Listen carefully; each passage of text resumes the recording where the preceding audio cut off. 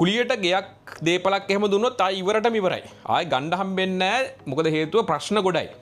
මෙන්න මේ වගේ අදහස් කීපයක් මේ පහුගිය ටිකේම සෝෂල් මීඩියා වලින් එහෙට මෙහෙට ෂෙයා වෙනවා මම දැක්කා. ඇත්තටම අපිට මේ සම්බන්ධයෙන් තියෙන ප්‍රායෝගික කාරණා ටික මොනවද කියලා බලා ගන්නත් එක්ක මමත් පොඩ්ඩක් බලුවා මොනවද මේ හාහුව කියලා. බලනකොට මේ 2026 අලුත් පනත් කෙටුම් පතක් ගේන්න සූදානම් වෙලා තියෙනවා පදිංචිකරුවන් ආරක්ෂා කිරීම සම්බන්ධයෙන්. හැබැයි හොඳට තේරුම් ගන්න මේක තාම නීතියක් වෙලා නැහැ. සහ මේ නීතියේ වැරදි අර්ථකථන කීපයක් පොඩ්ඩක් ජන සමාජයේ දැනගතියක් තියෙනවා. ඒ හින්දා තමයි මේ කියන්නේ ආය බද්දර දීලා කුලියට හැම දෙයක් දුන්නොත් කුලියට ඉන්න කෙනාට තමයි වැඩි වාසි ටික හම්බෙන්නේ.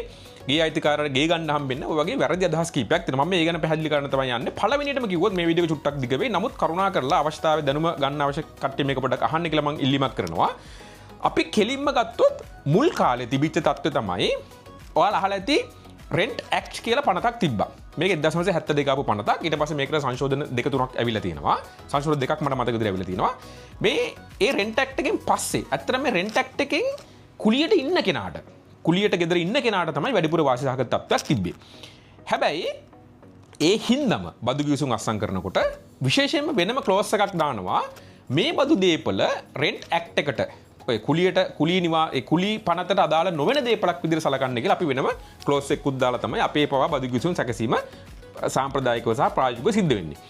දැන් ඔය හින්දම දැන් ඔය ගැටලුකාරී තත්ත්වයක් තියෙන හින්දම 2023 අංක 1 කියලා පනතක් හඳුන්වලා දීලා තියෙනවා. මේ පනත ඇත්තටම ගත්තොත් 2023 අංක 1 දරන බද්දර දී ඇති පරිශ්‍රයේ සන්තකයේ ආපසු ලබා ගැනීම පිළිබඳ පනත. මෙතනදී කරන්නේ මොකක්ද? කුලියට දේපලක් දුන්නට පස්සේ ඒ කුලියට දුන්න දේපල නැවත ලබා ගන්න ගෙදර අයිතිකාරයාට දේපලේ අයිතිකරුට තිබෙන හැකියාව වැඩි කරලා තියෙනවා මේ පනතේ. මේක ඉතාම හොඳ පනතක්. මේක ප්‍රායෝගිකව ඔය කරදරකාරී කුලි නිවස ඉන්නවනේ ඒගොල්ලෝ අයින් කරන්න මේ පනත අපිට භාවිත කරන්න පුළුවන්. දැන් ඒතකොට දැන් මේ ගේන්න හදන පනත් කෙටුම් පත මොකක්ද? මේක පනත් කෙටුම් පතක්. ඒක හොඳට තේරුම් ගන්න. මේක තාම නීතියක් වෙලා නැහැ. මේකට දීලා තියෙන වචන තමයි පදිංචිකරුවන් ආරක්ෂා කිරීම. එතකොට මෙතනදී ඇත්තටම ගත්තොත් එහෙම මේ පනතෙන් අයිතිවාසිකම් ටික හම්බෙන්නේ. ඒ කියන්නේ මේ පනතේ රැකවරණය, මේ පනතේ ආරක්ෂාව හම්බෙන්නේ පුද්ගල කණ්ඩායම් දෙකකට පමණයි. ඒ පුද්ගල කණ්ඩායම් දෙක තමයි මේක පැහැදිලිව කියලා තියෙන මේ පනත් කෙටුම් පතේ දෙවෙනි වගන්තියේ පරිශ්‍රයක නිත්‍යනුකූලව ඉන්න කට්ටියට. ඒ කියන්නේ නිත්‍යනුකූල බදු ගිවිසුමක් මත කිසියම් දේපලක් අරගෙන නිත්‍යනුකූලව ඒ බදු ගිවිසුමේ සියලුම දේවල් ටික හරි විදිහට අනුගමනය කරන කුලීකාරයෙක් ඉන්නවනම් අන්න යාට මේ පනත විදිහට අදාළයි. ඒ වගේම තව අතිශය වැදගත් කාරණයක් තියෙනවා. 3-4-5 වන වගන්තිවල තියෙන අවස්ථානුගත තත්ත්වයන් නිශ්චිතව එළඹෙන්න කලින් මාස 3කට වැඩි කාල සීමාවක් මේ දේපලේ නිර්වුල්ව සහ අඛණ්ඩව ඉන්න ඕනේ. ඒ කියන්නේ මේකේ මේ පනත් කෙටුම් පතේ කියලා තියෙනවා යම් යම් අවස්ථානුකූල තත්ත්වයන් කීපයක්. ඒ තත්ත්වයන් ටික ඇත්තටම කුලියට ඉන්න කෙනාට අවාසි. හොඳද? ඒ තත්ත්වයන් ටික එළඹෙන්න කලින් මාස 3ක ඉඳලා අඛණ්ඩව නිර්වුල්ව කිසියම් දේපලක බදු ගැනුම්කාරයෙක් ඉන්නවනම් කුලීකාරයෙක් ඉන්නවනම් අන්න එයාට මේ පනතේ ප්‍රතිපාදන ටික හිමි වෙනවා. එතකොට මේ පනත අදාළ වෙන්නේ නැහැ පැහැදිලිව මේ පනත් කෙටුම් පත පස්සේ මේක පනතක් වෙනවනේ. හොඳට තේරුම් ගන්න පනත් කෙටුම් පතක් බවට පත්වීමේ ක්‍රියාපිළිවෙල පැහැදිලිව විස්තර කරලා තියෙනවා ස්ථාවර නියෝගවල සහ ආණ්ඩුක්‍රම ව්‍යවස්ථා යම් ප්‍රතිපාදන පියවර 7ක් තියෙනවා එතෙන්ට. මම ඒකත් මේකම කියලා දාන්නම්. පනත් කෙටුම් පනතක් බවට. ඒ කියන්නේ නීතියක් බවට පත් වෙනකොට ගැසට් පත්‍රය පළ කරන්න ඕනේ. First reading and second reading කියලා එකක් තියෙනවා. ඊට පස්සේ කාර්ක සභා අධීර කියලා තියෙනවා. නැවත වාර්තා අධීර කියලා එකක් තියෙනවා. ඊට පස්සේ තර්ඩ් රීඩින් එක තියෙනවා. තුන්වෙනි වතාවට කියවීම තියෙනවා. ඊට පස්සේ කතානායකවරයාගේ සහතිකය තියෙනවා. ඔය ඔක්කොම ස්ටෙප්ස් එක යන්න ඕනේ පනත් කෙටුම් පතක් නීතියක් බවට පත් වෙනකොට.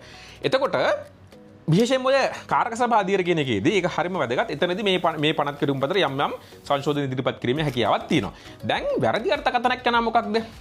මේ පනත මේ ගේන්න හදන නීතිය කුලියට ඉන්න බයිපෝස්කාර කුලීකරුවන් ඉන්නවනේ. හරියට කුලී ගෙවන්නෙත් නෑ, වතුර බිලක් ගෙවන්නේ නෑ.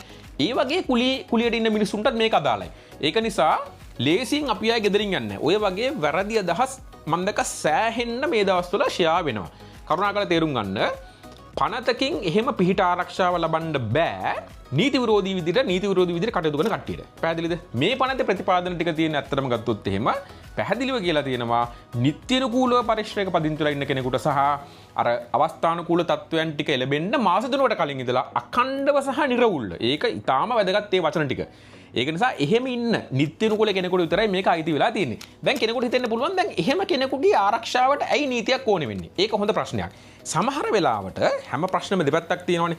සමහර වෙලාවට සමහර ගෙවල් අයිතිකරුවන්, දේපොළවල අයිතිකරුවන් ඉන්නවා. කෙනෙක් නිත්‍යනුකූලව ඒ පරිශ්‍රයේ ඉන්නකොට වුණත් එයාව නියමිත කාලයට කලින් අයින් කරනවා. එයාට බලපෑම් කරනවා. අන්න ඒ වගේ තත්ත්වයන් තියෙනවා. දැන් සමහර වෙලාවට මමත් ප්‍රායෝගිකව අත්දැකලා තියෙනවා යම් අවස්ථානුකූල නඩු කටයුතු වලදී අවුරුදු 5කට විතර ටිකක් දිගු කාලයකට කුලියට කිසියම් දේපලක් ගන්නවා නම් අවුරුද්දක් දෙකක් ගිහිල්ලා ඒ මනුස්සයයි දේපලේ හොඳට දියුණු වෙලා එයාගේ ව්‍යාපාර කටයුතු කරනවා නම් අන්න ඒ දේපල වැඩි ගානකට ඉල්ලනවා නම් අර අයිතිකරු උත්සාහ කරනවා දේපල අයිතිකරු උත්සාහ කරනවා මේ කුලියට ඉන්න කෙනා බදු කාලේ ඉවර වෙන්නත් කලින් එයාව එළියට දාන්න උත්සාහ කිරීමක් කරනවා. ඔන්න ඔය වගේ අවස්ථා වළක්වන්න මේ පනත හොඳයි. හැබැයි අපි සරලව කිව්වොත් එහෙම ඔය බයිපෝස් දාගෙන ඉන්න කුලියකාරුන් කුලිය ගෙවන්නෙත් නෑ දේපලත් විනාශ වෙන විදිහට වැඩ කරනවා. ඒ කිසි කෙනෙක් අදාළ වෙන්නේ නැහැ. මේ පනත කියලා තියෙන විදිහට නිත්‍යනුකූල පදිංචිලා ඉන්න කෙනෙක් කියන අර්ථකථනයට යාව ගන්නත් බෑ. ඒ වගේම නිර්වුල සාකණ්ඩ පදිංචිලා ඉන්න කෙනෙක් නිර්වුල එයා භුක්ති විඳිනවා කියන අර්ථකථනයට මේව ගන්නත් බෑ. ඒක නිසා බයිපෝස්කාර කුලියකරුවන්ට කිසිසේත්ම මේ නීතියෙන් රැකවරණයක් ගැනීමේ හැකියාවක් නෑ. ඒක නිසා ගෙවල් කුලියට දෙන්න අර මෙහෙ අනවශ්‍ය බීතිකාවක් ඇති කරගන්න අවශ්‍යතාවයක් නෑ. ඉතාම සුදුසුම විදිහ තමයි අනිවාර්යයෙන්ම නොතාරිස් මහත්මයෙක් ඉදිරියට ගිහිල්ලා හරි බදු ගිවිසුමක් ඇති කරගෙන මේ දේවල් කුලියට දෙන එක කට වචනෙට නම් කුලියට දෙන්න හදන්න එපා කිසිම වෙලාවක. අපිත් දැකලා තියෙනවා ඔය කාමර කුලියට දෙන අවස්ථා අපි දැකලා තියෙනවා කට වචනෙන් එහෙම කුලියට දෙන්න හදන්න එපා. ඒ වගේම මේ පනත නීතියක් බවට පත් වුණාට පස්සේ අනිවාර්යයෙන්ම මේ පනත භාවිත කරන අධිකරණ වල පුළුවන්කම තියෙනවා මේ පනතට අර්ථ නිරූපණ ඉදිරිපත් කරන්න. මේ වචනෙන් කියන්නේ මේක මේ වචනෙන් කියන්නේ මේක කියලා අර්ථ නිරූපණ කරන්න පුළුවන්. ඒ වගේම යම් අවස්ථාවලදී ඉහළ අධිකරණ නඩු තීන්දුව සුප්‍රීම කෝර්ට් එක අපීල් කෝර්ට් එක ඒ අධිකරණ දෙකේ තියෙන නඩු තීන්දුව වලින් පල්ලේ අධිකරණ බලාත්මක වෙනවා. ඒ අධිකරණ වලිනුත් මේ පනත ආශ්‍රයෙන් යම් කරුණු කාරණා සම්බන්ධයෙන් අනාගතයේ නඩු තීරණ දුන්නොත් ඒවත් බලාත්මක වෙනවා. පල්ලේ අධිකරණ ඒවත් අනුගමනය කරන්න වෙනවා. ඒක නිසා අනවශ්‍ය බීතිකාවක් ඇති කරගන්න එපා. කවුරු හරි කෙනෙක් මේ පනතේ ප්‍රතිපාදන මත කුලියට ඉන්න කෙනාට කුලිය ගෙවන්න නැතුව ඉන්න පුළුවන්කම තියෙනවා. ඒ වගේ දේවල් හිතනවා නම් ඒක සම්පූර්ණ වැරදි අදහසක්. ඒක නිසා කරුණාකරලා මේ පනත් ඩවුන්ලෝඩ් කරන් බලන්න. පනත් ඩවුන්ලෝඩ් කරගන්න බලනකොට මම ඔයාලට වෙබ්සයිට්ස් කීපයක් කියන්න. නීතිය නෙවෙයි ලෝ ලංකා කියලා වෙබ් අඩවියක් තියෙනවා. ඔයාලට ඒකෙන් ගන්නත් පුළුවන්. ඒ වගේම තව AI pass කියලා හොඳ වෙබ් අඩවියක් තියෙනවා. ඒකෙන් ඔයාලට ගන්නත් පුළුවන්. ඒ වගේම supremecode.lk appealcode.lk ඔය වෙබ්සයිට්ස් එකත් ඔයාලට ෆලෝ කරන්න පුළුවන්.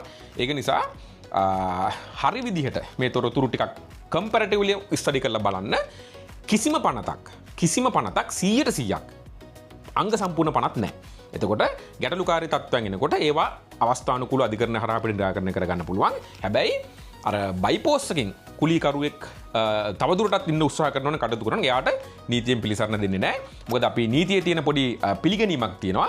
පිරිසිදු දෑතින් අපි අධිකරණයට යන්න ඕනේ. ඒ කියන්නේ ඇත්ත කියලා ඇත්තට මගතියට පත් වෙලා තමයි අපි අධිකරණයට යා යුත්තේ. එහෙම නැතුව මේ වගේ පනත්වල තිබෙන යම් කරුණු කාරණා අපේ වාසියට තියෙනවා කියලා හිතාගෙන වැඩ කරොත් එහෙම අනිවාර්යයෙන්ම එයාට අධිකරණයෙන් එයාට සුදුසු ඒ අදාළ ප්‍රතිවිපාක හම්බෙයි. ඒක නිසා අනවශ්‍ය බීතිකාවක් ඇති කරගන්න එපා. මේව හොඳට බලන්න. බලලා හොඳ අදහසක් ගන්න.